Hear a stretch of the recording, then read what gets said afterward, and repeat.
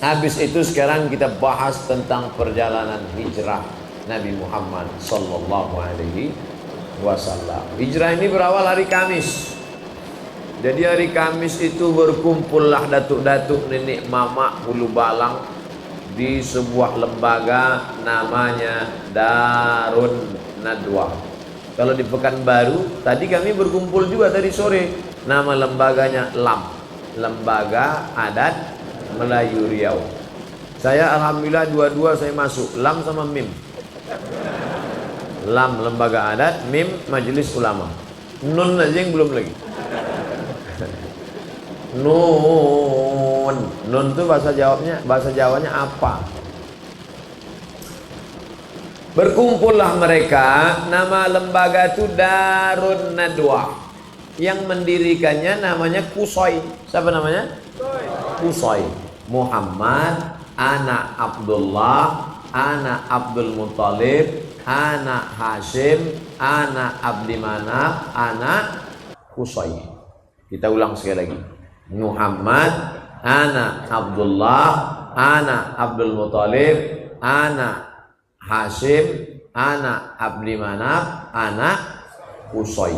Kusoi inilah yang mendirikan lembaga namanya Darun Nadwa. Darun artinya rumah, Nadwa balai pertemuan. Kalau bahasa kampung awak, convention hall.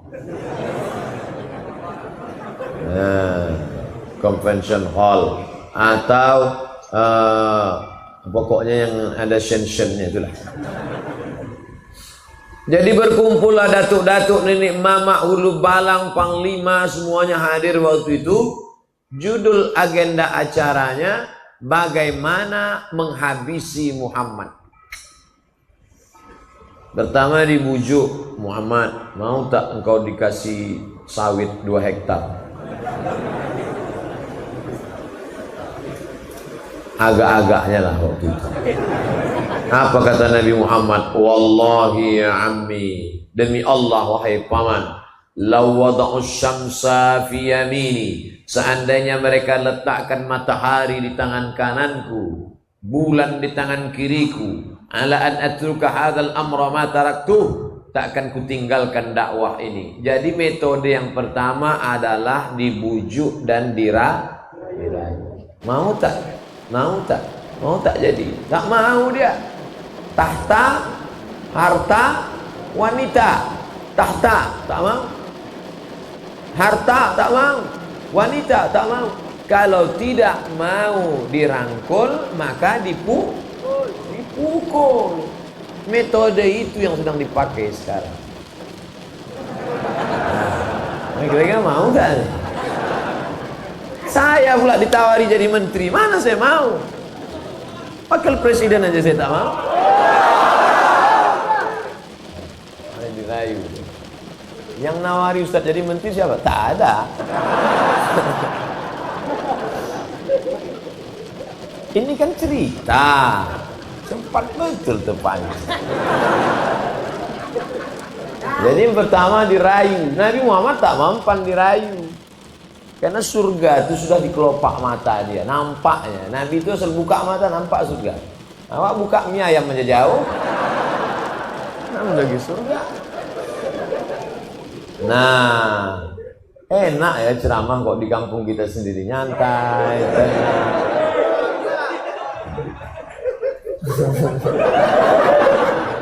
Nah, lalu kemudian tak mempan, maka ini mesti harus dihabisi. Ditambah lagi paman dia yang dihormati itu meninggal dunia. Namanya Abu Thalib. Orang segan mau membunuh dia karena paman dia Abu Thalib. Mana orang berani? Samalah macam saya di Pekanbaru. Mana berani orang musik saya? Itu anak buah Pak Ilyas Kusti. Macam-macam nanti kalian tengoklah. Mana orang berani? Ceramah saya di Rokan Hulu, mana orang berani? Itu geng Pak Ahmad tuh. Begitu Pak Ahmad berhenti jadi bupati, dicoret nama kita.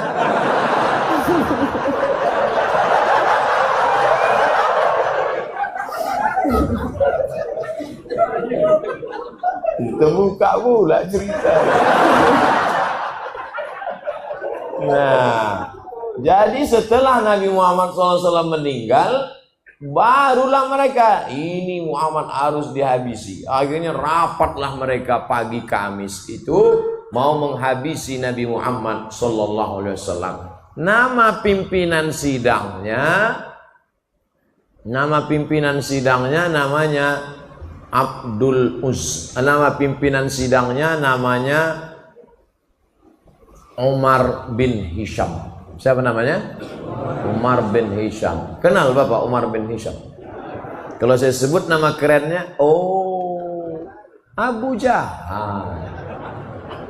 Makanya kalau kenalan sama orang jangan kasih satu nama. Nama siapa? Umar bin Hisham. Nama di FB Abu Jahal. Umar bin Hisham itu Abu Jahal. Saya dulu tanya, nama Ustadz siapa? Abdul Somad. Loh, kami cari di FB kenapa tak dapat? Di FB Anton.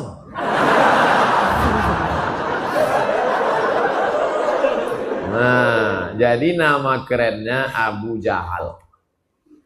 Abu Jahal. Abu artinya bapak, Jahal bonga. Abu Jahal Pak Bonga. Namun enggak ada itu. Jadi Abu Jahal tadilah pimpinan sidang paripurna nih.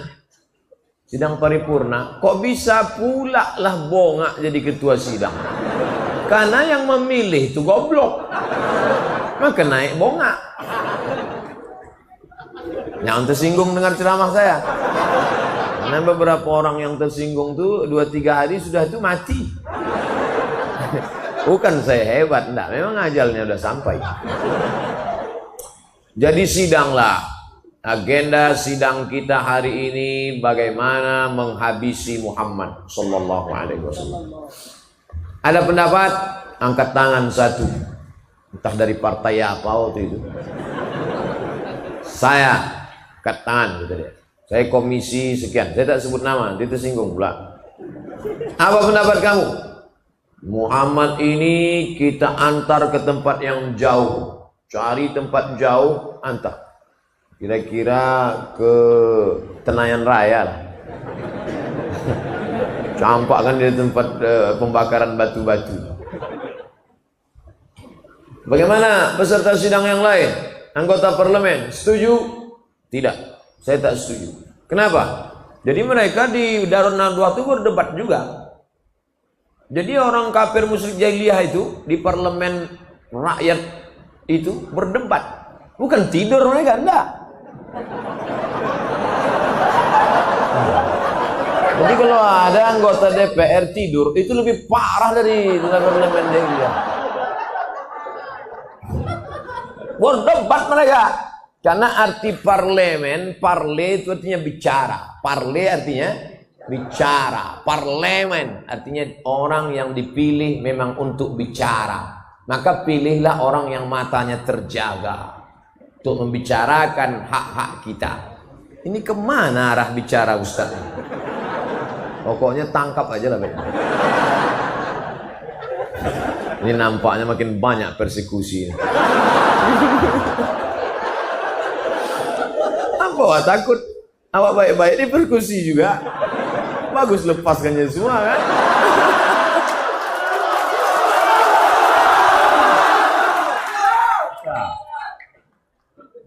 Udah itu tak setuju saya.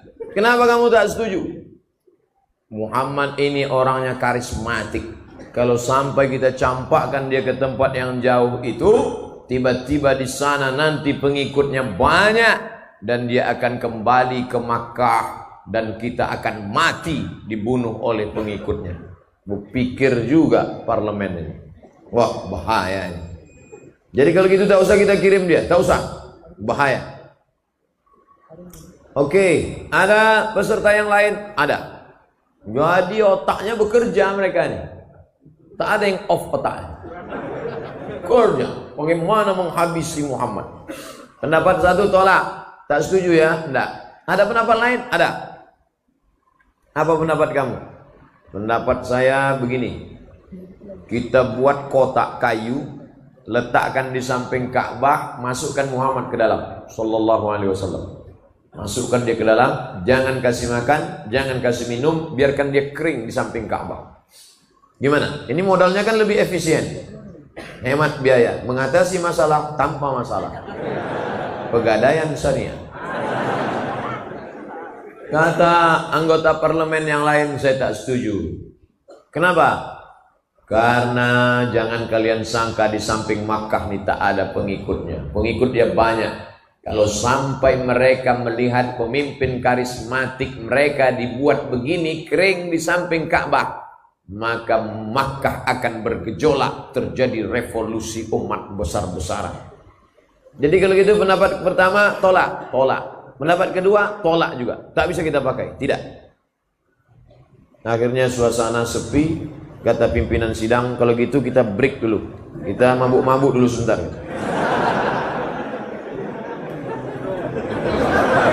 Itu tak ada, saya aja nambah-nambah. Bismillahirrahmanirrahim.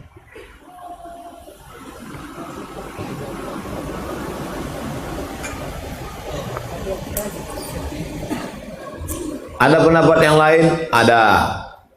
Siapa yang berpendapat? Pimpinan sidang Umar bin Hisham berpendapat. Apa pendapat kau Umar bin Hisham? Kalau kita antar ke tempat jauh nanti pengikutnya banyak, betul. Kalau kita kurung di Makkah nanti bergejolak, betul. Ini paling efisien. Gimana?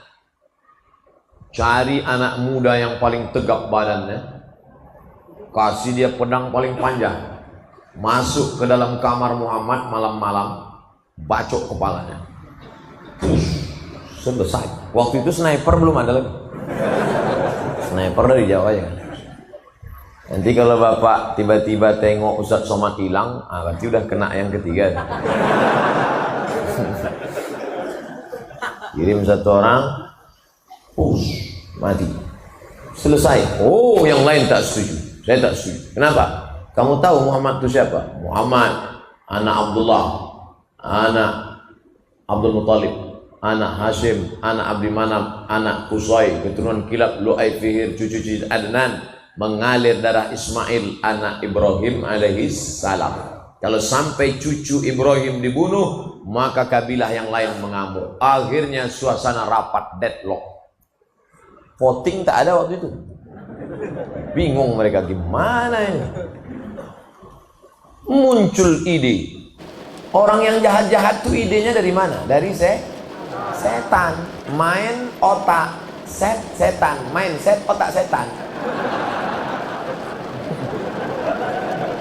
Ada aja idenya kalau untuk yang jahat-jahat. Yang baik-baik pula ngantuk.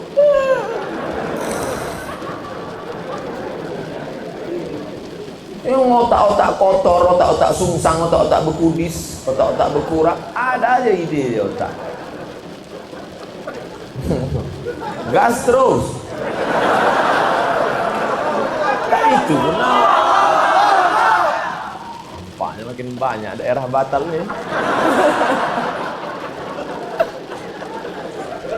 Jadi gimana? Kata Abu Jahal, aku ada ide. Gimana caranya? Jangan utus satu orang. Kalau satu orang yang membunuh, pasti dicari. Kalau satu orang bunuh, dia nanti akan dicari. Dan satu suku akan ditangkap. Jadi gimana caranya? Satu suku utus satu orang, satu suku utus satu orang, satu suku satu orang. Semua suku mengutus. Kalau semua membunuh, siapa yang mau ditangkap? Inilah ide korupsi berjamaah. Kalau satu tangkap, tapi kalau ramai-ramai siapa mau tangkap? Betul kan? Banyak yang setuju kan? Akhirnya diutuslah anak muda. Mantap ide ini Abu Jahal. Mantap ide ini, mantap. Akhirnya Kamis dari pagi mereka sidang, Kamis siang ditetapkan, maka hari Kamis ditetapkan setiap suku mengutus satu anak muda, satu anak muda, satu anak muda. Eksekusinya kapan? Langsung dalam waktu yang sesingkat-singkatnya, nanti malam Jumat. Dengan ini sidang ditutup oleh Abu Jahal.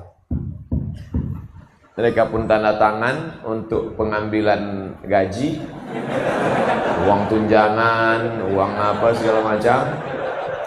Habis itu mereka pun balik ke rumah masing-masing. Sidang pun tutup, Darunat 2 tutup. Selesai. Datanglah Jibril ke rumah Nabi Muhammad SAW. Muhammad, nanti malam engkau hijrah. Kata Nabi, kenapa gitu Jibril? Karena tadi sudah dapat bocoran. Itulah gunanya ilmu sadap menyadap. Jadi rupanya rapat tertutup pagi itu disadap. Sadap itu maksudnya apa sadap? Bukan memotong gotah. Itu menaki. Sadap itu direkam. Itu kerja KPK itu sudah ada sejak zaman Nabi Muhammad SAW. Zuhur Nabi pergi ke rumah Abu Bakar. Assalamualaikum Abu Bakar. Waalaikumsalam. Nanti malam kita hijrah Abu Bakar. Siap ya Rasulullah? Abu Bakar memang udah lama siap. Tinggal menunggu saja. Kenapa nanti malam wahai Rasulullah? Karena tadi Jibril sudah membawa berita ke rumahku bahwa nanti malam anak muda akan memancung kepalaku dan saat itulah kita keluar. Oke, siap. Siap Abu Bakar Siddiq. Apa pelajaran dari sini? Kita perlu sahabat setia. Makanya saya tak khawatir karena sahabat saya banyak. Banyak sahabat Ustaz. Di Instagram 4 juta sekarang. Saya mau ngasih tahu aja follower saya banyak. Di FB 1.200.000. Tapi yang siap mati tak tahulah. Nah, tak bisa kita one man show sendirian, tak bisa. One man show, main tunggal, tak bisa. Harus ada sahabat. Ada Pak Kapolsek, ada Profesor Ilyas Susti, dari politisi Pak Dr. Andus Ahmad MSI, dari akademisi Profesor Dr. Ilyas Susti, dari kepolisian Pak Kapolsek. Maka kita berani. Jadi berani ini kan ini. Kalau tak ada mereka pucat juga kita. Nah, Nabi Muhammad SAW bisa saja sendirian, tapi Allah mau mengajarkan kita hidup bersahabat, berjamaah. Makanya yang masuk Islam itu tidak sendirian.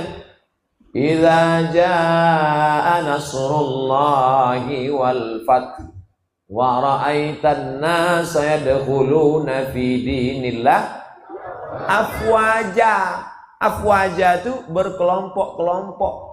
Maka saya senang malam ini yang datang kelompok berikut ini. Kelompok anak muda, pemuda hijrah. Kelompok anak muda, jombloan sejati. Kelompok anak muda, geng motor syariah. Kelompok anak muda, jilbabers, hijabers. Kelompok anak muda, pemuda bertatu, tobat. Kelompok anak muda banyak. Itu yang disebut dengan wara'aitan nasa yadkhuluna fi dinillahi afwaja. Apa nama geng kalian? Afwaja. Mantap. Nah, lalu kemudian Abu Bakar sudah siap. Nanti malam ya Abu Bakar. Ya, Nabi pulang ke rumah, siap, packing barang. Lalu kemudian malam itu habis Isya dia tidur. Nabi itu tidurnya habis Isya. Kita tak pula tidur habis Isya. Nah, insyaallah ceramah ini tak lama nih biar cepat kita tidur. Nabi tidur setelah Isya biar supaya mudah tahajud malam. Kenapa kita sekarang payah tahajud? Karena habis Isya acara.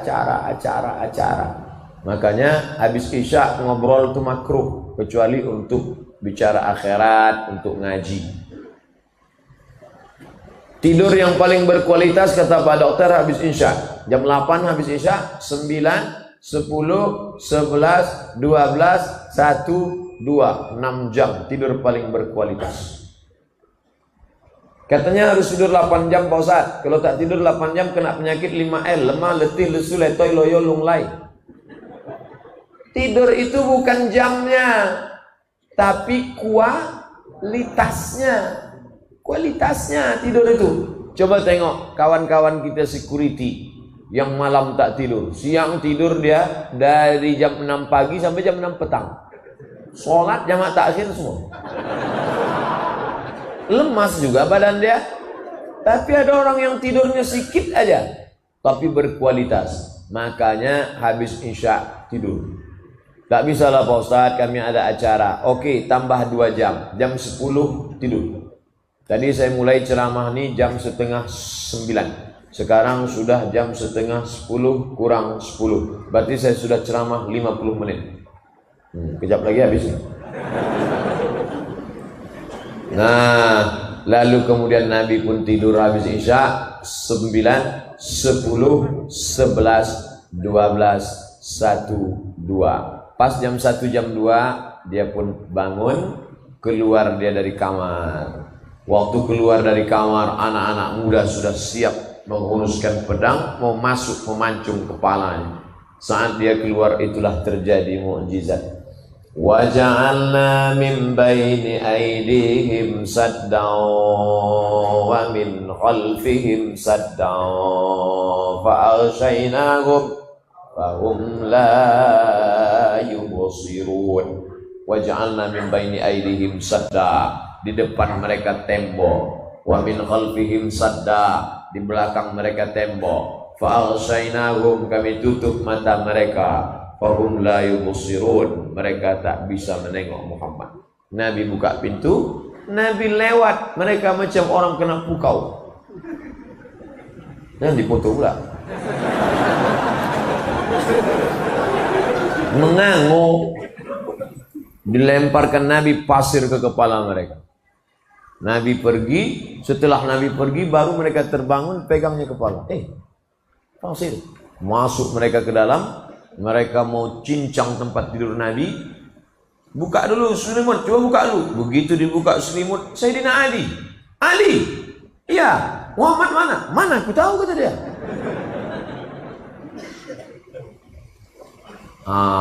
Ini ayat kalau baca Yasin nanti cerita tentang Nabi keluar. Itu ayat dalam surat Yasin itu cerita tentang Nabi keluar malam hijrah. Bukan itu ayat mantra. Nah, ini dibaca pula biar supaya tak kena razia. Kebetulan SIM mati. STNK belum perpanjangan. Pas nampak polisi razia, wa ja'alna min baini aydihim saddan wa min khalfihim fa aghshaynahum fahum la yubsirun. Prit, semprit Pak Kapolsek, semprit. Kok nggak mempan ya Pak Ustadz? Orang sama-sama ngaji. Mana mempan? Aku baca itu juga, kata Pak Kapolsek. Kecuali polisinya hantu, barulah mempan. Makanya uruslah SIM. Saya urus SIM. SIM A, SIM C tak pernah saya tinggal. Walaupun saya naik helikopter tadi. Saya mau ngasih tahu aja.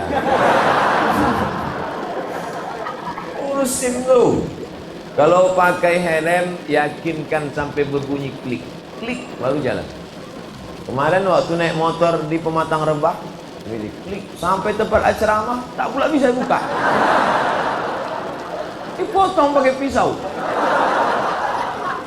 Cemas saya. Cemasnya tak berapa, malunya. Sempat viral, helm tak terbuka. Nah, lalu kemudian keluar Nabi, ditanya mereka kemana Ali? Aku tak tahu, kata Ali. Nabi pun langsung ke rumah Abu Bakar Siddiq. Abu Bakar pun menemani Nabi SAW. Naiklah mereka ke atas, nama bukitnya Jabal Hur. Jabal Hur. Kalau tempat Nabi menerima wahyu, Jabal Nur. Tulisannya sama, alif, lam, garis, waw, ra. Yang satu titiknya 1, nur. Yang satu titiknya 3, sur. Bukan saur, sur. Letakkan ujung lidah di gigi atas. Payah bahasa Arab nih Pak Ustaz. Sur itu ada dalam bahasa Inggris. Nah, health, WHO. World Health Organization. Kan tak ada dalam bahasa kita tak ada saya suka Ustaz Somad. Tak ada. Kalau bahasa Arab ada. Hari apa ini? Hari Selasa, Yaumul Thulatha. Nama bukitnya namanya Jabal Thur. Naiklah ke atas. Saya Jabal Nur pernah saya naik. Jabal Nur naik. Jabal Thur jarang orang naik. Bukitnya terjal, tinggi ke atas. Naiklah Nabi ke atas bersama Abu Bakar Siddiq. Tidak pakai senter. Karena kalau pakai senter, kafir Quraisy menengok dari bawah. Itu dia, tangkap. Gelap-gelap naik mereka ke atas. Jadi kalau nampak nanti kawan naik motor lampunya mati, itu karena takut ditangkap kafir Quraisy.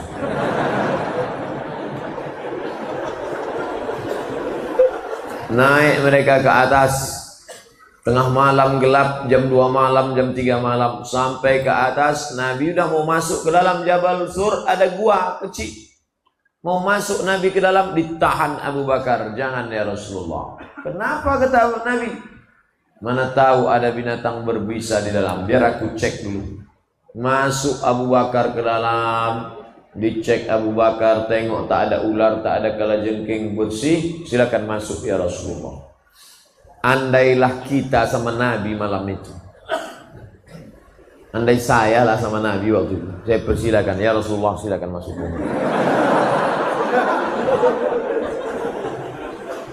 Aku tak ada yang mengawal. Kalau engkau ada Jibril, Mikail, Israfil, Israel.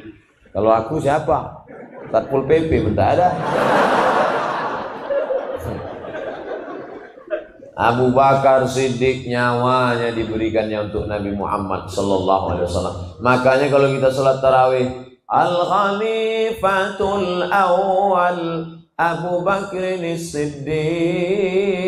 Apa kata jamaah? Radhiyallahu an. Belum pernah lagi protokol manggil saya. Berikut ini mari kita panggil Al-Mukarram Ustaz Abdul Somad. Tiba-tiba dijawab jamaah radhiyallahu an.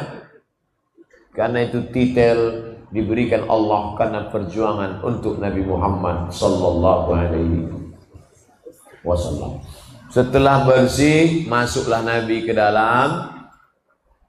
Abu Bakar bersandar ke dinding gua, batu, bukan macam kita tanah, bersandar dia. Jadi kalau ada nampak jamaah bersandar, itu bukan dia mengantuk, dia ingin mengenang bagaimana hijrah Muhammad.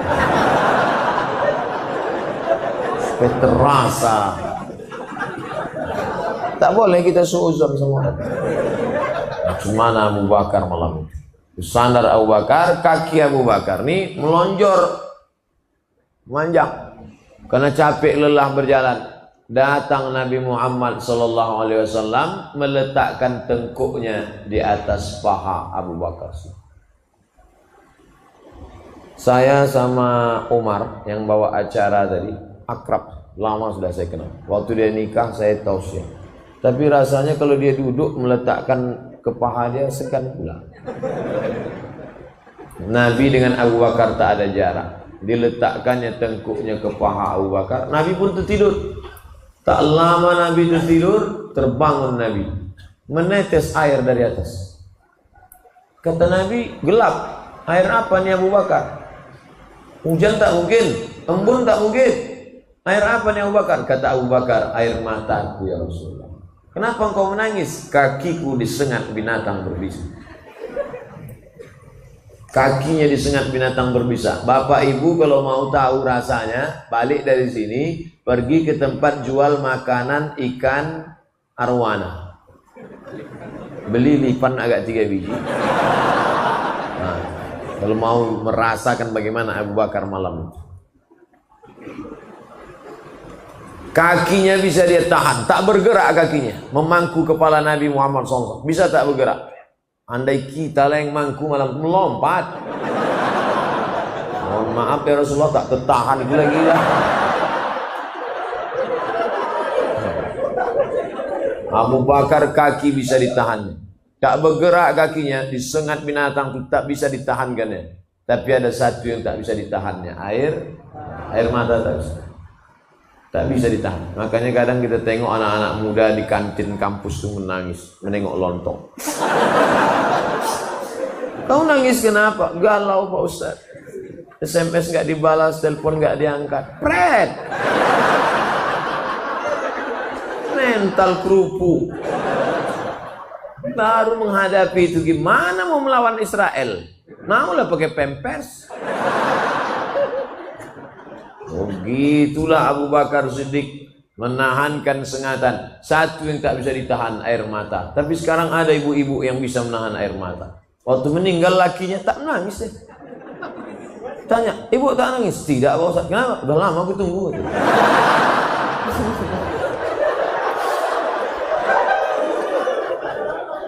Tidak jamaah Al-Ikhlas. Jamaah dekat-dekat sini juga. Lalu kemudian sampailah pagi. Malam apa itu? Malam Jumat, malam Sabtu, malam Ahad. 3 malam. 3 hari 3 malam mereka transit di sana. Yang ngirim makanan siapa? Perempuan namanya Asma. Pakai Hamzah. Asma. Kalau Asma dosa ongok. Ini namanya Asma binti Abi Bakar. Saya laki-laki sehat. Rasanya kalau disuruh bawa nasi ke atas. Asma 3 hari 3 malam membawakan makanan. Apa pelajaran dari sini? Pentingnya peranan perempuan. Jangan katakan Islam tak mempedulikan perempuan. Nih, pelajaran dari hijrah Nabi Muhammad SAW. Perempuan naik ke atas membawa makanan. Selama 3 hari berita hiruk pikuk di Makkah ini harus disampaikan ke Nabi di atas. Berita di Makkah sampai ke atas. Berita di Makkah sampai ke atas. Siapa yang membawa berita? Namanya Abdullah. Malam dia di atas, siang dia di Makkah. Dengar berita, naik ke atas. Apa makna pelajaran dari sini? Pentingnya update status. Makanya nanti kalau ada kawan sedikit update. Alhamdulillah Ustaz Somad sudah berada di tempat. Alhamdulillah Ustaz sudah menduduki. Alhamdulillah Ustaz baru saja minum. Itu ciri-ciri Abdullah. Update, mantau terus. Itu juga kalau ada kawan-kawan mengambil gambar, itu termasuk ciri-ciri Abdullah yang mengambil. Allahu Akbar. Dah, yang mengantar makanan Abdullah. Asma yang membawa berita Abdullah. Yang menemani di gua Abu Bakar. Yang menempati tempat tidur Nabi Ali bin Abi Thalib. Ada pula yang pura-pura mengembala kambing di bawah untuk ngasih kode ke atas. Kalau tiba-tiba nanti datang kafir Quraisy, namanya Amir bin Fuhairah. Inilah yang dikenal sekarang dengan istilah job description, pembagian kerja. Nah, jadi adik-adik yang buat komunitas harus bagi kerja. Acara malam ini terwujud sedemikian orang banyak. Ini kan karena ada job description. Ada yang ngirim WA aja katanya. Alhamdulillah tabligh Al-Quran. Malam ini tak datang. Kau kemana? Aku ngirim aja gitu. Pahala udah dapat gitu. Ini pun berkurap juga otaknya. Kita itu kalau mengajak orang, kita berbuat. Jangan nyuruh orang datang. Hadirilah tabligh akbar, hadirilah tabligh akbar. Kau tak datang, aku dapat pahalanya aja lah. 3 hari 3 malam di dalam. Kenapa mesti 3 hari 3 malam? Menunggu suasana. Inilah yang disebut dengan strategik. Strategi. Bahasa Arabnya siasah. Bahasa kitanya siasat. Jadi jangan kalian bayangkan Nabi keluar rumah, langkah kaki, bismillahirrahmanirrahim, la haula wala quwata illa billah, apa yang terjadi terjadilah. Kan begitu. Itu namanya pasrah tapi tak rela. Nabi penuh dengan matang pembagian tugas kerja. Ali, kau tidur di tempat tidur aku. Abu Bakar, kau menemani aku di atas. Asma, bawa makanan. Abdullah, update berita. Amir bin Khairah, engkau pura-pura mengembala kambing. Malam Jumat, malam Sabtu, malam Ahad, mengkecoh musuh sehingga musuh kehilangan. Wah, hilang nih. Mana dia? Mana dia? Dia masih ada di lokasi, menunggu dulu. Karena kalau langsung berangkat ditangkap lah. Strategi. Nabi itu penuh dengan intelijensia. Ada bukunya, Intelijensia Nabi Muhammad Sallallahu Alaihi Wasallam. Maka anak-anak muda harus belajar ini dari sejarah perjalanan hijrah. Malam Jumat, malam Sabtu, malam Ahad. Hari Ahad, malam Senin, baru mereka bertolak. Tapi yang tahu jalan itu tak banyak. Kalau ditempuh jalan biasa, keluar dari jalan ikhlas, masuk jalan nangka, habislah. Cari yang tahu gang-gang kecil, yang kira-kira tak kena razia. Yang tahu jalan itu seorang bernama Abdullah bin Uraiqid. Ingat namanya, Abdullah bin Uraiqid, pakai qaf sama ta. Uraiqid. Dan dia itu non muslim. Walaupun namanya Abdullah tapi dia non muslim. Abdullah bin Uraiqid. Apa pelajaran dari sini? Boleh berkawan dengan non muslim kalau tidak membahayakan. Nah, jadi jangan dia non muslim, hancurkan rumahnya, larikan pacarnya. Nabi berkawan dengan Abdullah bin Uraiqid 8 hari 8 malam dari kota Makkah menuju Madinah, yang menunjukkan jalan non muslim. Makanya berkawan dengan non muslim silakan, bertetangga dengan non muslim tak apa-apa. Nikah dengan non muslim syarat dan ketentuan berlaku. Makan dengan dia, tengok rumah makannya dulu. Sederhana tak apa-apa, Bare Solo tak apa-apa, Tesalonika babi panggang jangan. Ustaz kok tahu? Saya selalu lewat situ. Nah, oleh sebab itu maka berkawan dengan beda agama tidak apa-apa. Wala ana abidun ma'abadtum wala antum abiduna ma'abud lakum dinukum. Ini dasar Islam. Lalu kemudian mereka pun melanjutkan perjalanan. Abu Bakar Siddiq penunjuk jalannya Abdullah bin Uraiqid, Nabi Muhammad SAW. Tentu ada duit, ongkos, biaya perjalanan. Siapa yang menanggung biaya hijrah? Abu Bakar Siddiq punya emas. Emas disimpan dalam kain. Ini kain, ini emas. Emas kalau dimasukkan ke dalam kain memuncul nampak kain. Datanglah ayah Abu Bakar. Nama ayahnya Abu Quhafah. Nama siapa nama ayahnya? Abu Quhafah. Ingat, Abu Quhafah. Abu Quhafah ini tak Islam, benci sama Nabi Muhammad. Datang dia menjumpai Asma. Asma, ya, ayah kau mana? Ayah sudah pergi sama Muhammad sallallahu alaihi wasallam. Mana emasnya? Aku curiga jangan-jangan emasnya sudah dibawa Muhammad ini. Firasatku berkata emas nampaknya lah habis ini. Datang Asma, diambilnya batu, dimasukkannya ke kain. Atuh, oh atuh. Kata Asma, atuh, ya, coba atuh pegang. Dipegang atuh tadi. Ini emasnya, iya tuh. Oh masih banyak ya. Padahal batu. Itu boleh membohongi orang buta yang bongak, tolol, goblok. Siasat, ini sedang siasat ini. Akhirnya Abu Quhafah itu masuk Islam juga. Tapi nanti setelah 8 tahun hijrah, pindah balik ke Makkah, baru dia masuk Islam. Abu Quhafah masuk Islam. Makanya jangan nonton cuman CD kedua, CD ketiga masih ada. Pegang, ini emasnya, ya. Padahal batu, emas itu sudah dibawa perjuangan. Makanya nanti kalau ada ustadz ceramah, isinya mencaci maki Abu Bakar, Itu ciri aliran sesat, mencaci maki Abu Bakar. Abu Bakar pengkhianat, Abu Bakar merampas kekuasaan Ali. La tasubbu ashabi, jangan kau caci maki sahabatku. Lau anfaqa ahadukum mithla Uhudin zahaban, seandainya ada di antara kalian yang bersedekah emas sebesar bukit Uhud, belum tentu dapat setengah mudnya Abu Bakar Siddiq. Habis hartanya untuk Islam. Kita apa?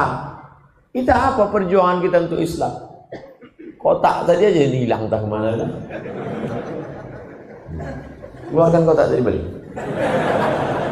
Ini udah cerita-cerita emas nih, saya yakin ibu-ibu itu udah siap nih. Mana dia Ustaz? Mana gitu? Waktu kotak dibagikan di Mesir, acara penggalangan dana, mata saya menengok sendiri ibu-ibu orang Mesir itu mengeluarkan emas. Oh, masuk dalam. Kalau mau nengok di Masjid Ikhlas, coba. Besok pas dibawa ke Ramayana, rupanya imitasi. Orang yang bersedekah emas imitasi masuk surga, surganya imitasi. Lalu kemudian mereka pun melanjutkan perjalanan. Sampai di tengah perjalanan, tiba-tiba nampak abu. Bahasa Indonesianya apa tuh? Debu, abu. Ya Rasulullah, ya. Ada abu ya Rasulullah. Ada debu ya Rasulullah. Ditengok Rasulullah. Oh, ada orang mengejar kita. Karena orang kalau naik kuda kencang, itu debunya naik ke atas. Ada orang mengejar. Rupanya yang mengejar itu namanya Suraqah. Pakai kah, Suraqah. Sampai ke kampung kita serakah. Dikejarnya Nabi kencang. Begitu sudah mau sampai menangkap Nabi, ujung kaki kuda depannya terperosok ke pasir, jatuh, bergelinding, berguling, jatuh. Padahal seumur hidup nenek kuda tak pernah jatuh. Macam saya, mana pernah saya jatuh? Ada 2 kali, itu pun kudanya pelan. Jatuh. Akhirnya sadar dia, dikejarnya lagi Nabi Muhammad, dicegatnya Nabi, stop. Aku Suraqah seumur hidup tak pernah jatuh dari kuda, pembunuh bayaran. Tapi sekarang aku sadar, rupanya yang ku kejar ini bukan manusia biasa. Engkau manusia bukan biasa. Maka hari ini itu maknanya ada orang yang keluar dari rumah dengan niat jahat, tapi di tengah jalan bisa menjadi baik. Tapi sebaliknya ada orang yang dari rumah baik, tiba-tiba di jalan menjadi jahat. Apa pelajaran yang bisa kita ambil? Jangan sampai di akhirat kita malu sama Suraqah. Waktu itu Suraqah sudah ditawarkan, kalau kau bisa membawa kepala Muhammad, kau akan dikasih 100 ekor onta. 1 ekor onta paling murah 30 juta. Itu pun onta-onta yang udah berkurap lah itu lah. Kalau 1 ekor onta 30 juta kali 100 berapa? 3 miliar mas bro. 3 miliar. Kalau onta yang mahal yang bagus 70 juta, 7M. Mau berangkat dari rumah niat kepala Muhammad 7M, kepala Muhammad 7M, kepala Muhammad 7M. Tapi begitu jatuh dia menemukan titik baliknya, tak ada harga 7 miliar. Apa kata Nabi? Aghib anna Suraqah, kau balik ke Makkah, jangan ceritakan tentang kami. 7 miliar tak ada harganya, tapi ada kebahagiaan yang tak dapat ditebus dengan harta. Apa dia? Iman. Apa dia? Kelapangan dada.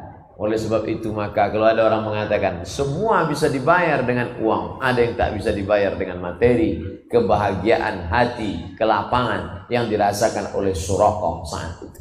Apa pelajaran yang perlu kita ambil?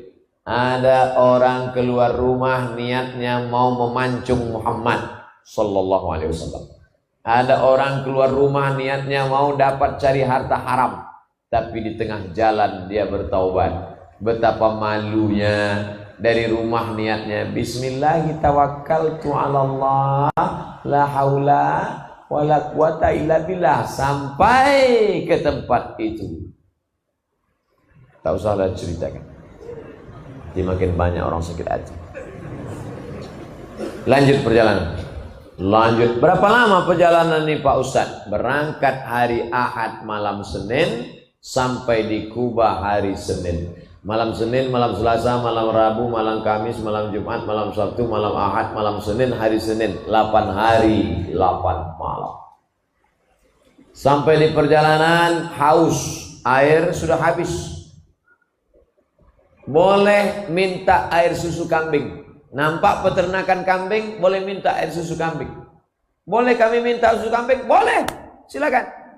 Tapi sekarang musim kemarau, susu kambing kering. Tapi kalau mau tes lah, di situ terjadi mukjizat. Ketika diperah oleh Abu Bakar, Nabi berdoa, didoakan Nabi, tiba-tiba ada air. Keluar air susu kambing 1 gelas. Abu Bakar menyapu bagian bawah. Bagian bawah itu disapunya. Kenapa disapunya? Dia tak mau ada pasir menetes kena ke pakaian Nabi. Tengok adab Abu Bakar. Dapat air minum, disapunya bagian bawah, dibikinkan Nabi. Lalu Nabi pun meminum air susu itu. Apa kata Nabi? Fasyariban nabiyyu hatta irtawaitu. Nabi meminum air itu sampai hausku hilang. Saya waktu membaca itu, Nabi minum air itu sampai hausku hilang. Yang minum siapa? Nabi. Yang hausnya hilang? Ini salah cetak hukum.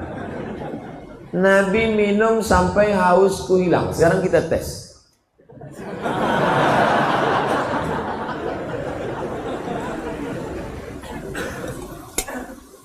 Keluar status, melihat Ustadz minum hausku menjadi-jadi.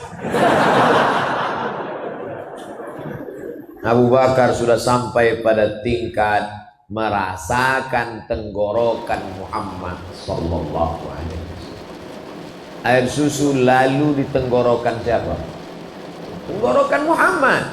Tapi yang lega tenggorokan siapa? Kalau sampai ke tingkat itu, itulah ukhuwah. Tapi jangan dibalik. Banyak juga sekarang anak muda tak nikah. Kau kenapa tak nikah? Nengok kau nikah, aku sudah terasa nikah. Dengar. Oleh sebab itu maka inilah puncak daripada. Ada orang sekedar simpati.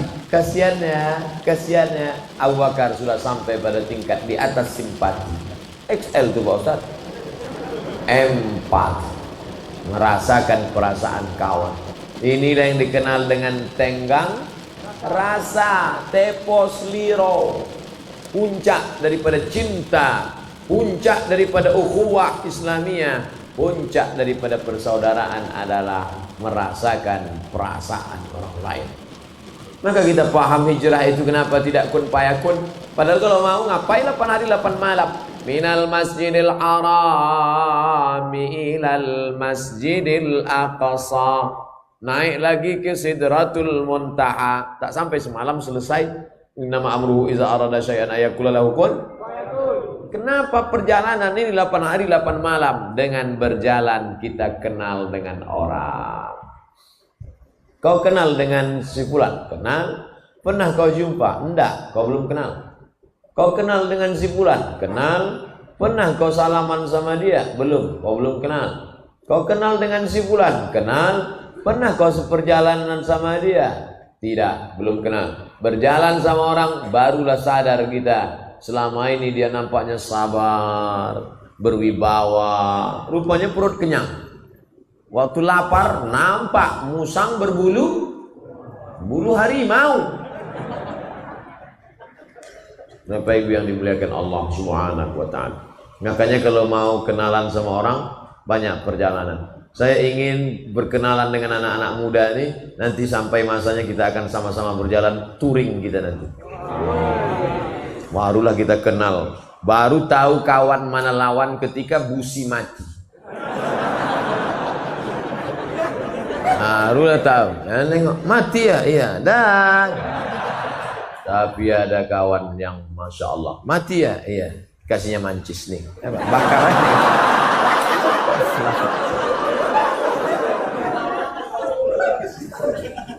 Ayo bro, kata dia, ku dorong dari belakang, diulurkannya kakinya. Ayo, demi engkau, nggak ada lo nggak rame. Gitu. Tapi jangan lama-lama pula, kata dia. Nah, akhirnya singkat cerita sampailah mereka disambut dengan tala'al badru alaina min saniyatil wada' wajaba syukru alaina mada'anillahi da'. Terjadi ikhtilaf tentang tala'al badru alaina. Sebagian mengatakan sanadnya tak sahih. Mau sahih tak sahih, yang jelas bahwa ada kebahagiaan menyambut kedatangan Nabi Muhammad sallallahu alaihi. Begitu dulu sahabat, Nabi datang disambut tala'al badru alaina. Ustadz Somad datang ke rumahnya, disambutnya dengan lagu jatuh bangun aku mengejarmu. Begitu turun dari kendaraan, itulah pula lagu dinyanyikan. Maka saya banyak tak datang pesta-pesta kibut-kibut tunggal. Sekarang alhamdulillah sudah banyak pesta-pesta di Pekanbaru, tidak lagi pakai lagu-lagu maksiat, sudah pakai lagu-lagu religi.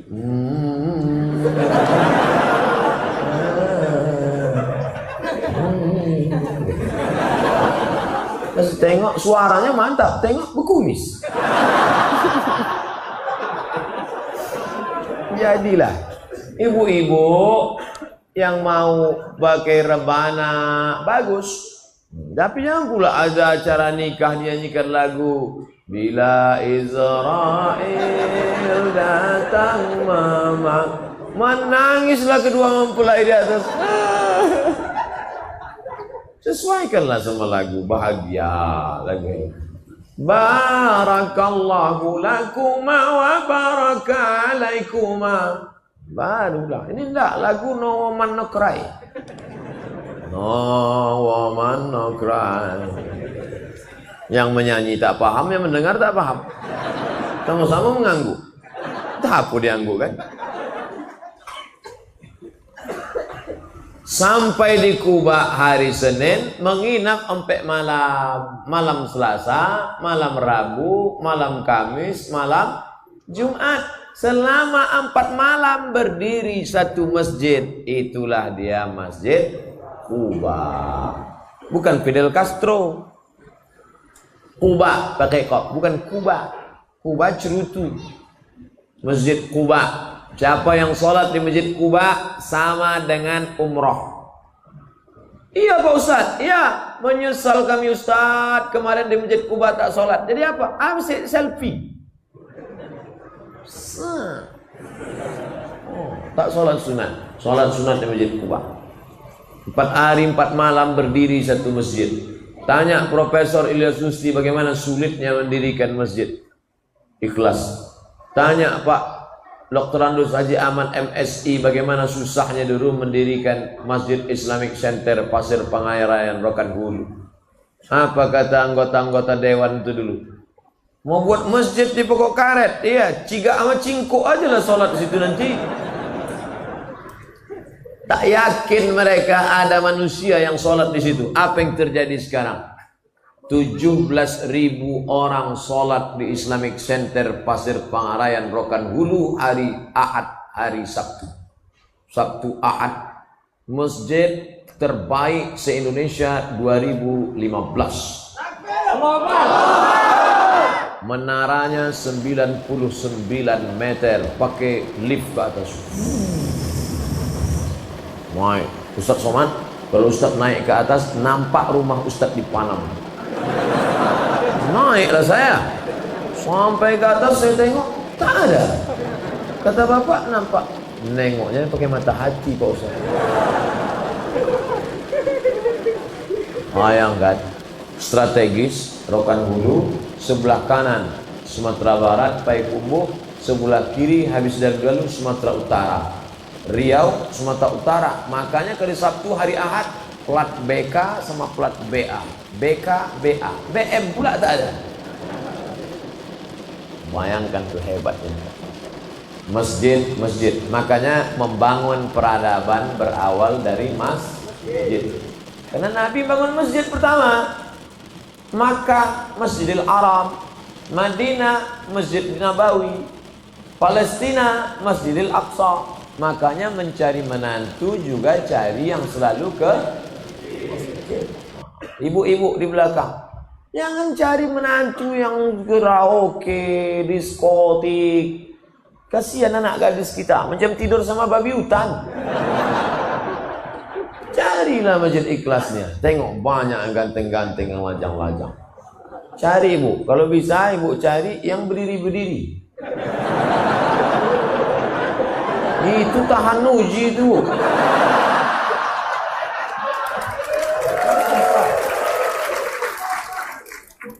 Tadi mulai ceramah jam 8:30, sekarang jam 10. Udah 90 menit saya ceramah. Tak terbayangkan gimana kesemutannya itu. Tapi mereka, mudah-mudahan anak-anak lajang ini ditemukan dengan jodoh yang baik-baik. Yang bilang amin, yang belum nikah. Yang udah pula. Dia tak tahu bini di belakang. Nah, sesudah itu hari Jumat bertolaklah Nabi dari Kuba tadi menuju tempat namanya Yathrib. Apa namanya? Ya, pakai sa, Yathrib. Yathrib artinya tanah mati, tanah tandus, tanah busuk, tanah banyak kuman dan penyakit. Bayangkan kalau kamu kemana? Ke Yathrib. Tanah mati, tanah busuk, tanah banyak kuman dan penyakit. Dirubah Nabi namanya menjadi Al-Madinah Al-Munawwarah, kota peradaban yang terang benderang. Jadi kalau ada orang mengatakan, what is in a name? Apalah arti sebuah nama? Nama penting, saudaraku. Nama itu penting. Kau mau ke mana? Masjid Al-Ikhlas. Penting. Kau masjid kemana? Aku mau ke masjid. Ada tuh masjid Simpang itu. Nama penting. Nabi merubah nama tempat menjadi Al-Madinah Al-Munawwarah. Sampai di Madinah dibangunlah Masjid Nabawi. Lalu dipersaudarakan antara orang Makkah Muhajirin dengan orang Madinah Ansor. Dipersaudarakan antara orang Islam dengan orang Yahudi. Maka peradaban dari masjid. Kalau mau melihat umat ini bangkit, maka ramaikan lagi masjid. Saya tak perlu menceramahi Bapak Ibu karena Masjid Ikhlas sudah mau meletup saking ramai. Sampai keluar, sampai di jalan. Mudah-mudahan kita semua istiqomah insyaallah. Itulah yang saya sampaikan 90 menit. Tapi cerita hijrah belum selesai. Siapa yang akan melanjutkan? Nanti kalau ada acara di Masjid Ar-Rahman, datang. Masjid An-Nur, datang. Masjid As-Salam, datang. Di mana saja acara pengajian hijrah, Dr. Mustafa Umar, Dr. Mawardi Muhammad Saleh, Dr. Saidul Amin, profesor-profesor, datang. Pokoknya jangan sampai tak datang. Ada yang mengatakan menyambut tahun baru hijrah ini bid'ah Pak Ustaz. Bisa dengarkan itu. Bisa dengar. Bid'ah kata dia, datang. Bid'ah sampai dia akhirnya capek. Bid'ah. Datang juga lagi. Bid'ah. Datang juga lagi. Bid'ah. Ah capek. Walau ponenya tiba je. Buat terus. Ajar terus.